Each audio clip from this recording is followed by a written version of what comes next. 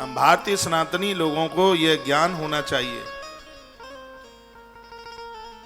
वेद के 6 अंग उतर करके आ गए, जिसको वेदांग के नाम से आपने सुना हुआ, कहते ना वेद वेदांग।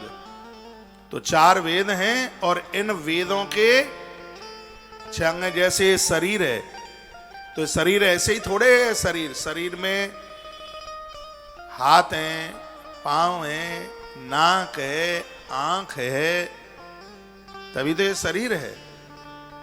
तो ये 6 अंग हैं वेद के, तब वेद अपने आप में पूर्ण है। इन 6 के बिना उसकी पूर्णता नहीं है। माइक पे ध्यान दे भाई। क्या क्या है इस वेद के 6 अंग क्या है, इसलिए इसको वेदांग कहा जाता है। सबसे पहले शिक्षा, फिर मैं इसका व्याख्यान कर रहा हूं, पहले आप लिख लें। पहला है शिक्षा, दूसरा है कल्प, तीसरा है व्याकरण, चौथा है निरुक्त, पांचवा है छंद और छठवां है ज्योतिष। ये 6 हैं। पहला है शिक्षा, दूसरा है कल्प, तीसरा है व्याकरण, चौथा है निरुक्त, पांचवा है छंद और छठवां है ज्योतिष। ये 6 अंग हैं वेद के। शिक्षा का मतलब वैदिक वाक्यों को सही उच्चारण करने के लिए, समझाने के लिए इसका निर्माण हुआ था अनादि काल में। सृष्टि के आरंभ की ये घटना है जो आप सुन रहे हैं, तब इसका निर्माण हुआ था कि वैदिक वाक्यों को कैसे समझा जावे, कि उसको कैसे सीखा जावे, और उसकी जो एक विधि, उसकी जो एक परिपाटी बनाई गई थी, उसको शिक्षा कहते हैं। शिक्षा का मतलब है स्वीकार कर लेना, समझ लेना। आप कोई चीज बताएं और मेरी समझ में आ जाए, उसे शिक्षा कहते हैं। आपने पानी के कई अर्थ बता दिए, लेकिन वो मेरी समझ में आना चाहिए, उस समझ में आ गया है, वो शिक्षा है। उसके बाद इसका व्याख्यान आगे जैसे जैसे बढ़ते जाएंगे होता रहेगा। दूसरा है कल्प। वेद के 6 अंग है, उसमें पहला है शिक्षा, दूसरा है कल्प। कल्प का अर्थ होता है, इसकी रचना वैदिक काल में हुई है। कर्म कांड को किस प्रकार से, किस नियम और विधि के साथ पूरा किया जावे, तो कर्म कांड को समझाने के लिए है। जैसे यज्ञ में आप सामग्री डालते हो तो इतनी सामग्री होनी चाहिए, उसको आगे के पोटुओं पर ऐसे रख करके और उसको ऐसे दीजिएगा, चावल ऐसे चढ़ाइए। ये दूसरे धर्म के लोग हमारी मूर्ति पूजा का बड़ा खंडन करते हैं, लेकिन वेदों ने इसको स्वीकार किया है। जो आप ये सुन रहे हैं दूसरा अंग है वेद का, जिसका नाम है कल्प। जितना भी कर्म कांड है, भगवान को निलाने से लेकर के सुलाने तक, जो भी फूल पत्तियां, जिनके ऊपर चंदन, रोली, मोली, कलावा, कर्मकांड, श्राद्ध, तर्पण, ये जितना भी जो भी कुछ होता है, उस कर्मकांड की सही विधि और सही नियम को जिसने प्रतिपादित किया, वह वेद का दूसरा अंग है, जिसको कल्प के नाम से जानते हैं। बात समझ में आ रही है? ये कथाएं सुनकर के जीवन का बहुत बड़ा समाधान होगा। सुनिए, इसमें थोड़ा कीर्तन वीर्तन तो नहीं हो पाएगा उतना। कीर्तन के लिए और शाम को 3 घंटे हमारे पास उस कथा का प्रसारण लाइव टेलीकास्ट संस्कार टीवी पर है, और ये कथा सत्संग टीवी पर चल रही है। मैं एक बार यह निवेदन कर दूं, यदि आपसे व्यवस्था बने तो इन दोनों कार्यक्रमों के आयोजनों के आयोजक यानी जजमान बनकर, माघ का महीना है और ये सौभाग्य कमा लें। ये भगवान की कृपा के ही द्वारा यह सौभाग्य प्राप्त हुआ है।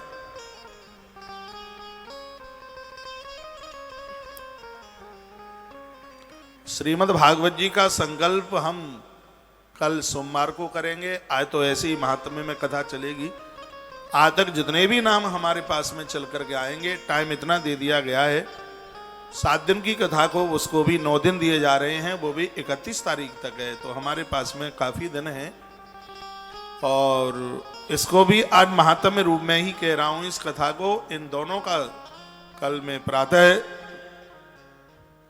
इसका बंधन पूजन एक विधि और विधान के साथ, तो उसके लिए आप आश्रम के नंबरों पर जुड़कर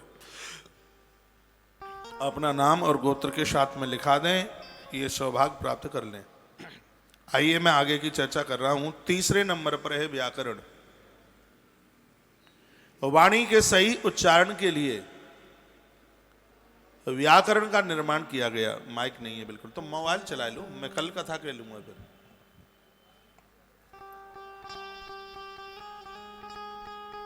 व्याकरण, व्याकरण के बिना वाणी में शुद्धता नहीं आ सकती बिल्कुल।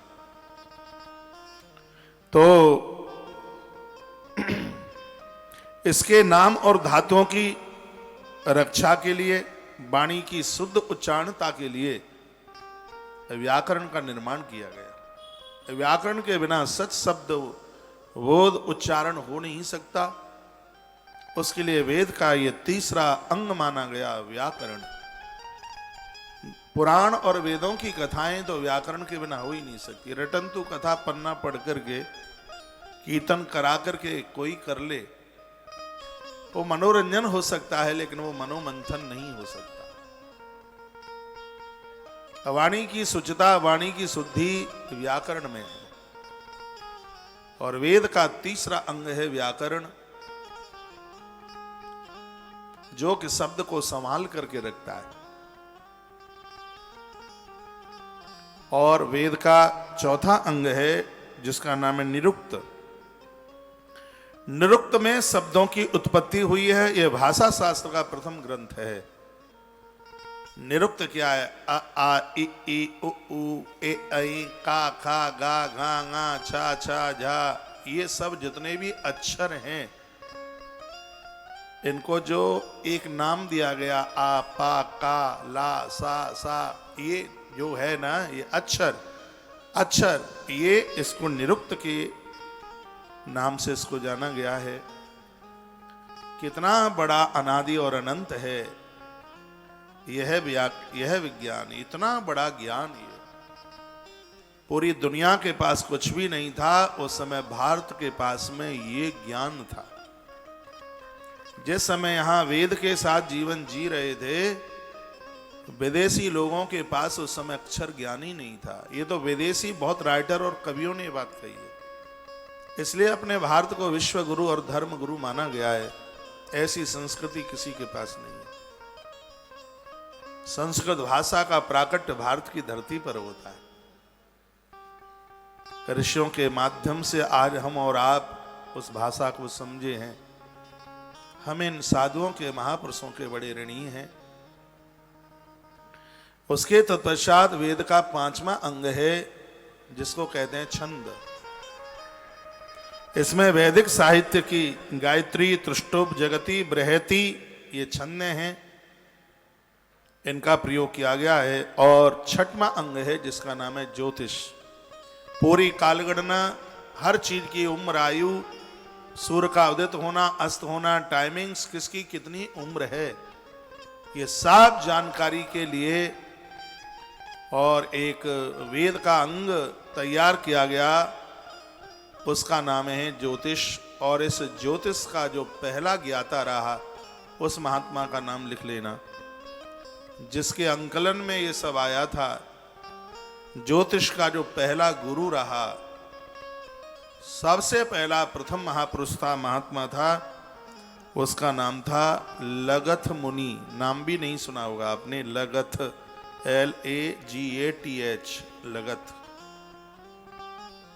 यह महात्मा सबसे पहला, बाद में तो बहुत हुए हैं, भृगुजी महाराज, दशानन, रावण और भी बहुत लोग हुए ज्योतिष शास्त्र के आचार्य, लेकिन सबसे पहले अनादि काल में जब वेद प्रकट हुए थे, ये तब की बात की जा रही है। ज्योतिष शास्त्र का ज्ञान जिस महापुरुष के अनुभव में चल करके आया था, महात्मा लगत मुनि थे ये। उसके बाद में बहुत बड़ा प्रचार हुआ, बहुत बड़ा भारी प्रचार हुआ। अब मैं आपको ऋग्वेद की तरफ लेकर के चल रहा हूं। शिक्षा, कल्प, व्याकरण, निरुक्त, छंद, ज्योतिष, आपने मैसेज में भी लिख करके डाल दिया है। ऋग्वेद के 10 मंडल यानी 10 अध्याय है। 1028 सूक्त हैं इसमें। वर्तमान समय में ये संहिताएं 9 भागों में मिल रही हैं। बाजार में बहुत बड़ी कीमत है, धन से तो इनको खरीदा जा सकता है, लेकिन इनका स्वाध्याय कर लेना, इनको समझ लेना बहुत बड़ी कठिनाई की बात है। ये आप टेलीविजन पर आप ऋग्वेद संहिता का आप दर्शन कर रहे हैं। ऋग्वेद के जितने भाग हैं मेरे पास, आज ही मैं मन में विचार कर रहा था, 1 वर्ष तक तो खाली ऋग्वेद की भी कथा पूरी नहीं हो सकती। सब कुछ समाया हुआ है इस ऋग्वेद में। क्या क्या है आज आप सुनेंगे। व्याख्यान तो चलता रहेगा आगे कल से, लेकिन इसमें है क्या क्या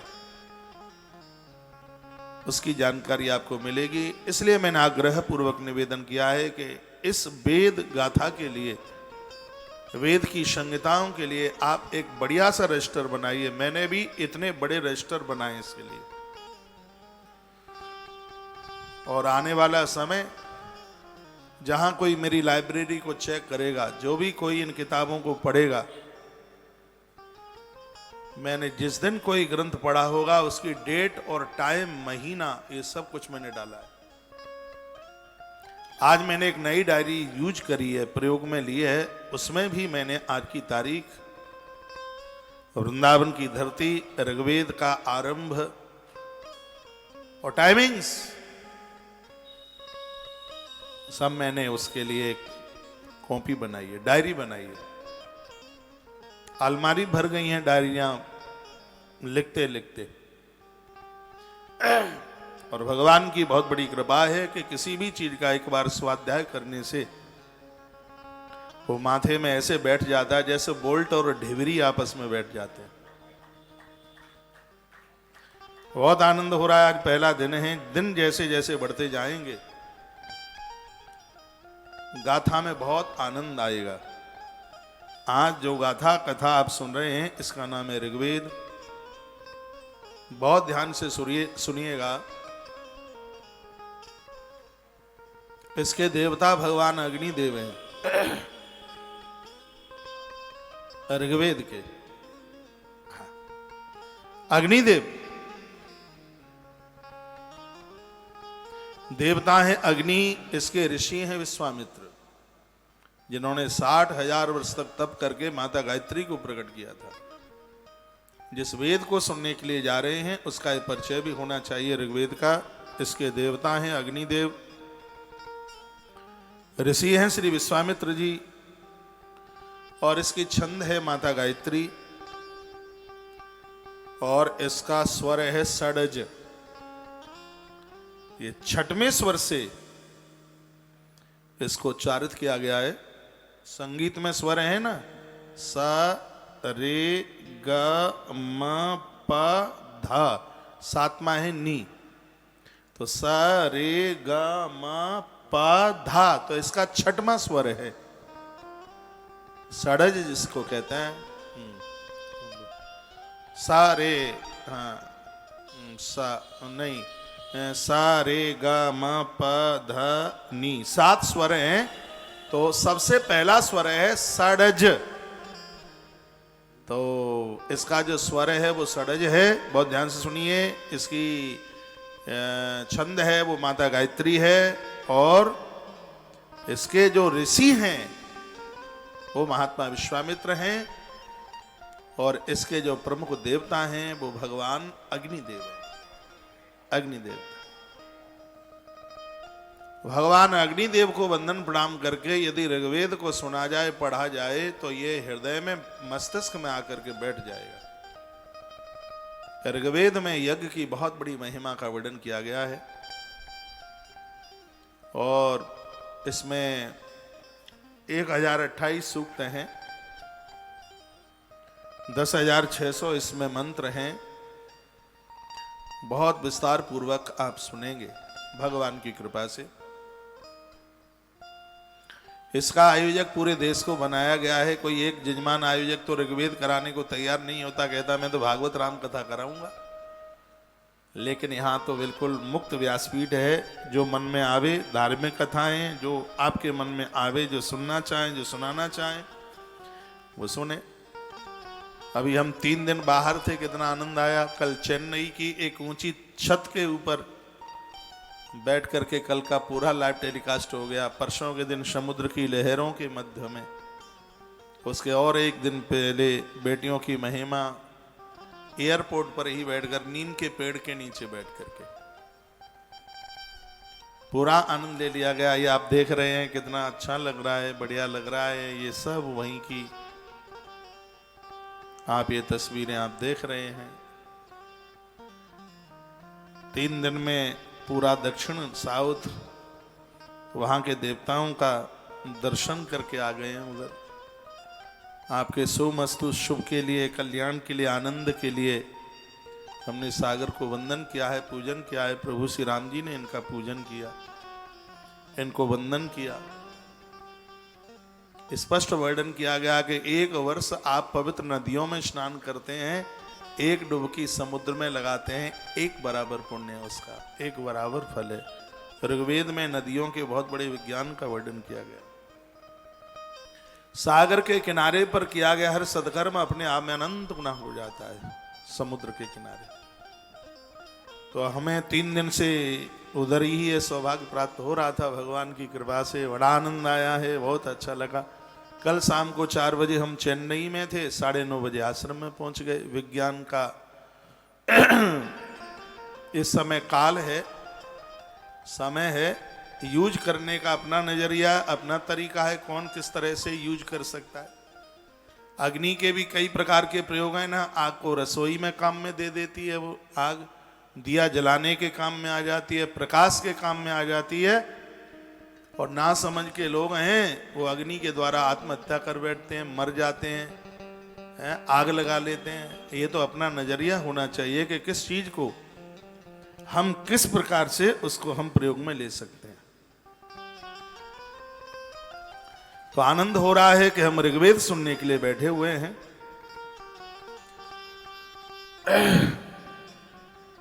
सुन लीजिए इसमें क्या क्या है। 10 मंडल हैं इसके, 11,000 के लगभग, यानी 10,600 इसमें मंत्र है। इसमें वर्णन किया गया, इसमें औषधि दवाइयों का बड़ा विस्तार पूर्वक इसमें वर्णन है। इसमें औषधियों की संख्या एक विशेष रूप से 125, 125 प्रकार की औषधि, और इस पूरी दुनिया में 107 जगह पर ही मिलती है, ऐसा ऋग्वेद ने कहा। इस धरती पर जितनी भी बीमारियां हैं वो 125 तरह की औषधि में ही सबका समाधान है। हाँ, 125 प्रकार की औषधि, लगभग 107 स्थान पर यह प्राप्त होती है। वर्णन है ऋग्वेद के अंतर्गत। इसमें स्तुतियों का वर्णन है। सबसे पहले इसमें भगवान अग्निदेव की स्तुति का वर्णन किया गया है। वायु, वरुण, इंद्र, विश्वदेव, मरुत, प्रजापति, सूर्य भगवान आदि देवताओं की स्तुति ऋग्वेद में गाई गई है। जितनी भी हम स्तुतियां करते हैं देवी देवताओं के सामने हाथ जोड़कर जो प्रार्थना करते हैं, देवताओं की स्तुति के बारे में प्राचीन काल में यदि किसी ग्रंथ में उसका वर्णन किया गया है तो वह ऋग्वेद में किया गया है। यह हमारे ऋग्वेद ने हमें बताया कि हाथ जोड़कर भगवान को जो स्तुति प्रार्थना करते हैं उससे भगवान हमारे ऊपर अतिशय प्रसन्न हो जाते हैं। ऐसे पूर्व में तो पता ही नहीं था। ऋग्वेद की भाषा पढ़कर समझकर मुनियों ने, संतों ने, ऋषियों ने इस बात का प्रचार किया कि देवताओं की स्तुति गाओ, उनको श्लोक सुनाओ, उन्हें वंदना सुनाओ। इस बात का प्रचार अनादि काल में यदि किसी साहित्य ने, ग्रंथ ने किया, उसका नाम है ऋग्वेद। एक बार फिर निवेदन करना चाहूंगा, संस्कृत में ऋग का अर्थ होता है स्थिर और वेद का अर्थ होता है ज्ञान, नॉलेज, यानी टिकाऊ ज्ञान। जिसको एक बार पढ़ लो वो जीवन का उद्धार कर देगा, उसको आप कभी भुला नहीं पाएंगे, जिसकी स्मृति कभी समाप्त नहीं होगी, इसलिए इसका नाम है ऋग्वेद। टिकाऊ ज्ञान यानी स्थिर ज्ञान। याद रखिएगा, मैंने वेद के आज 6 अंगों की चर्चा आपके बीच में की है। एक एक शब्द जीवन को निहाल कर देगा, कृतकृत कर देगा। ऋग्वेद में औषधियों का वर्णन है तो ऋग्वेद में स्तुतियों का बहुत बड़ा वर्णन है। अपने दिन का आरंभ भगवान को प्रार्थना से करो, इसमें प्रार्थना है इसमें। और अपनी रात्रि का आगमन भी प्रार्थना से, भगवान को प्रार्थना करके ही हम जागें और भगवान को प्रार्थना करके ही सोएं। ये ज्ञान हमें ऋग्वेद ने दिया। मेरी भाषा समझ में आ रही है आपके में? एक बार जयकारा लगाइए, बोले भक्तवत्सल भगवान की जय हो, श्री हनुमंत बलवंत महाराज की जय हो, जय जय श्री राधे, जय जय श्री जय राधे, जय। श्री राधे। माता को देवता किसने बताया? उस वेद का नाम है ऋग्वेद। पिता को देवता किसने बताया? उसका नाम है ऋग्वेद। नदियों को देव किसने बताया? उसका नाम है ऋग्वेद। वृक्ष साक्षात देव रूप है, देवताओं के रूप हैं, ये बात किसने बताई? ऋग्वेद ने। धरती हमारी माँ है, ये बात किसने बताई? ऋग्वेद ने। ऋग्वेद ने देवताओं का परिचय कराया। हमें तो वरुण सूर्य देवता ये देव हैं, इनके बारे में कुछ पता ही नहीं था। नदियों की पूजा की जाती है, हमें तो कुछ पता ही नहीं था। पीपल बरगद जैसे वृक्ष अति महान है, वंदनीय है, प्रणाम करने को लायक हैं, हमें तो ये कुछ पता ही नहीं था। मातृ देवो भवा, पितृ देवो भवा, ये सब हमें जानकारी जिस ग्रंथ ने दी है उसका नाम है ऋग्वेद। ऐसे वेद की चर्चा आज 23 जनवरी सूर्य भगवान का दिन है, रविवार है। सूर्य भगवान ज्ञान के देवता हैं। चंद्रमा मनसो जातक चचो, ये वेद का ही वाक्य है। चंद्रमा मनसो जातक चचो सूर्यो अजायतः श्रोत्रा द्वायश प्राणश मुखार्दग्निरजायतः। वो 12 सूर्य, 12 सूर्य हमें बुद्धि दे रहे हैं, जिसके द्वारा हम कुछ कर पा रहे हैं। तो सूर्य भगवान को साक्षी मान करके आज हम वेद वार्ता आरंभ कर रहे हैं, वेद कथा, और उसमें भी ऋग्वेद के माध्यम से आज हमारा इस आयोजन का, इस कार्यक्रम का श्री गणेश हो रहा है। तो जिसमें औषधि और जिसमें स्तुति का बहुत गहन वर्णन किया गया है, विस्तार पूर्वक वर्णन किया है, ये जानकारी दी गई है, उसको ऋग्वेद के नाम से जाना जाता है। ऋग्वेद की 21 शाखाएं हैं, प्रमुख रूप से 5 हैं, वैसे 21 हैं। और प्रमुख जो वर्तमान समय में जो पढ़ने को प्राप्त हो रही हैं, शाखा तो 21 हैं, लेकिन प्रमुख जो वर्तमान समय में चल रही हैं वो 5 हैं। 5 शाखाओं के नाम इस प्रकार से हैं। पहली है साकल्प। भगवत कृपा से इन सब का वर्णन करते हुए हम आगे की तरफ बढ़ेंगे। पहली है साकल्प, दूसरी है वास्कल, तीसरी है अश्वलायन, चौथी शाखा इसकी जिसका नाम है सांख्यायन, और ऋग्वेद की जो 5वीं शाखा है उसका नाम है मंडूकायन। एक बार फिर मैं निवेदन कर रहा हूं, ऋग्वेद की 21 शाखाएं हैं, लेकिन वर्तमान समय में प्रमुख रूप से चलने वाली 5 शाखाएं हैं, जिनमें सबसे पहली है जिसका नाम है साकल्प, दूसरी है वास्कल, तीसरी है अश्वलायन, चौथी है सांख्यायन, और 5वीं शाखा है जिसका नाम है मंडूकायन। 5 शाखाओं में ऋग्वेद पूरा का पूरा समाहित है। पूरा का पूरा यह ऋग्वेद इनमें ये समाया हुआ है। हम 31 तारीख तक इन शाखाओं की विस्तार पूर्वक चर्चा करेंगे। चारों वेदों का अपना अपना उपवेद है। ऋग्वेद का उपवेद है जिसका नाम है आयुर्वेद। आयुर्वेद के अधिष्ठाता हैं भगवान धन्वंतरी। भगवान धन्वंतरी मालिक हैं आयुर्वेद के। और ऋग्वेद का यह उपवेद है जिसका नाम है आयुर्वेद। और आयुर्वेद के अधिष्ठाता भगवान धन्वंतरी को माना गया है। और ये वो भगवान धन्वंतरी हैं, भगवान नारायण के 24 अवतारों में एक नाम उनका आता है। भगवान धन्वंतरी का नाम लेने से आरोग्यता मिल जाती है।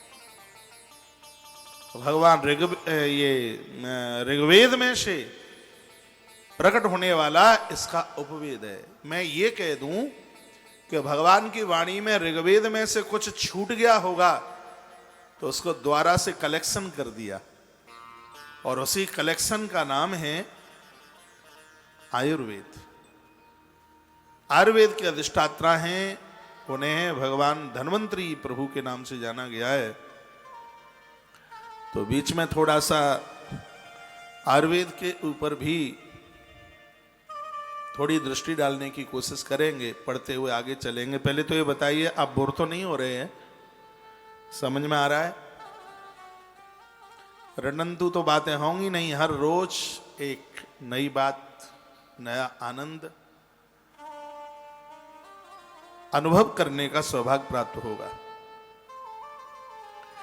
हमारे पास में 108 उपनिषद हैं, और ये 108 जो उपनिषद हैं, ये 108 उपनिषद हैं, वो हमारे वेदों में से प्रकट हुए। जिस वेद को आप सुन रहे हैं जिसका नाम है ऋग्वेद, इस ऋग्वेद में से 10 उपनिषद प्रकट हुए। लिख सकें तो ये नाम आप लिख सकते हैं। ऋग्वेद में से 10 उपनिषद कौन कौन से प्रकट हुए? इसमें ऐतरेय उपनिषद ऋग्वेद में से प्रकट हुआ है। आत्मबोध उपनिषद, जिसके ऊपर मेरे महाराज जी ने बहुत बड़ी किताब लिखी है, आत्मबोध उपनिषद। तीसरा है जिसका नाम है कौस्तिकी उपनिषद। चौथा है जिसका नाम है मुद्गल उपनिषद। पांचवा है जिसका नाम है निर्वाण उपनिषद। छठवां है जिसका नाम है नाद बिंदु उपनिषद। सातवां है जिसका नाम है अक्षय माया उपनिषद। आठवां है जिसका नाम है त्रिपुरा उपनिषद। नौवां है जिसका नाम है वह वरुका उपनिषद। और 10वां है जिसका नाम है सौभाग्य लक्ष्मी उपनिषद। यह ऋग्वेद में से 10 उपनिषद प्रकट हुए। इसी प्रकार से चारों वेदों में से ये उपनिषद प्रकट हुए हैं। जैसे ये मैंने आपको, वैसे मैं ये सब लिस्टें आपको सुनाता रहूंगा। पूरे नाम बताऊं तो इसमें टाइम लग जाएगा, नहीं तो जैसे जैसे मैं जिस वेद की कथा कहता जाऊंगा उस समय मैं इनके नाम बताता रहूंगा। लेकिन अभी मैं तो यही कह देता हूं, 108 उपनिषद हैं, वो हमारे 4 वेद में से प्रकट हुए। तो इतना लिख लो, ऋग्वेद में से 10। अब है यजुर्वेद। यजुर्वेद में 2 भाग हैं, एक है शुक्ल यजुर्वेद और एक है कृष्ण यजुर्वेद। शुक्ल यजुर्वेद में से 19 उपनिषद पैदा हुए हैं, प्रकट हुए हैं। और कृष्ण यजुर्वेद में से 32 उपनिषद प्रकट हुए हैं। तो इससे पता लगता है कि इस धरातल पर जो भी कुछ है वह सब वेद से ही प्रकट हुआ है। वेद अद्भुत है। सामवेद में से 16 उपनिषद प्रकट हुए हैं। मुझे तो एक एक का नाम पता है भगवान की कृपा से, एक एक का नाम। सामवेद में से 16 उपनिषद प्रकट हुए हैं और अथर्ववेद में से 31 उपनिषद प्रकट हुए हैं। एक बार इनको जोड़ के देखो, अथर्ववेद के 31 और सामवेद के 16, कितना हो गया? 47। कृष्ण यजुर्वेद के 32, कितना हो गया? 1 कम 80। 47 और 23 77 77 2 79 79 हो गया। और उसके बाद में है यजुर्वेद के, शुक्ल यजुर्वेद के 19, तो 19 जोड़ दो 79 और 19 कितना हो गया? हाँ 98। और ऋग्वेद के 10 98 10 108 करेक्ट हो गए। 108 उपनिषदों को प्रकट यदि कोई करने वाला है तो वह हमारे वेद भगवान हैं, वो हमारे वेद हैं। वेद अद्भुत हैं, वेदों का स्वाध्याय होना चाहिए बढ़िया जीवन जीने के लिए। वेदों का स्वाध्याय बहुत ज्यादा